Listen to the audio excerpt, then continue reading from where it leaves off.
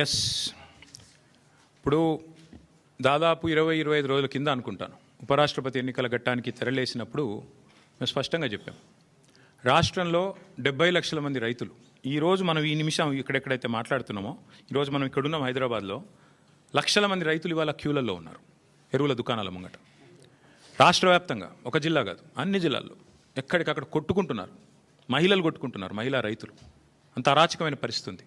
20-25 రోజుల కిందట మేము మా పార్టీ నుంచి డిమాండ్ చేసినాం, ఇది రాష్ట్ర ప్రభుత్వ వైఫల్యమా, కేంద్ర ప్రభుత్వ వైఫల్యమా, ఎవరిది అన్నది మీరు తెలుసుకోండి, కానీ రైతులకు ఎరువులు అందించండి.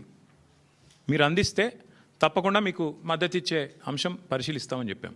We have nothing against the two candidates. ఇద్దరు మంచోళ్ళే కావచ్చు, justice Reddy and CP Radhakrishnan ఇద్దరు కూడా మంచోళ్ళే కావచ్చు, మేము కాదంటలేదు.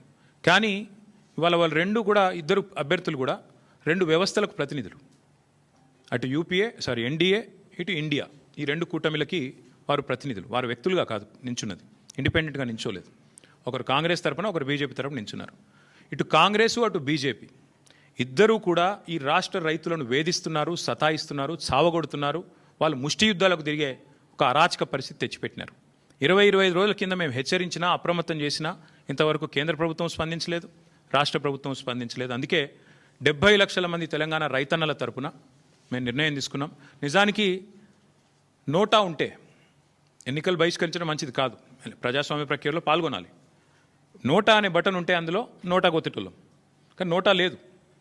అటో ఇటో ఏదో రెండిట్లో ఏదో ఒకటి చేయాల్సిన పరిస్థితి ఉంది. అందుకే ఈ ఎన్నికలు మేము we are abstaining, we are not going to participate as a party. నిన్నగాక మొన్న 2 రోజుల కిందట మా రాజ్యసభ ఫ్లోర్ లీడర్ సురేష్ రెడ్డి గారిని, అదేవిధంగా అందుబాటులో ఉన్న రాజ్యసభ సభ్యుల్ని పెద్దలు కేసీఆర్ గారు లంచ్కి పిలిచారు. మీటింగ్ కూడా అయింది, చర్చ కూడా జరిగింది ఏం చేద్దామని.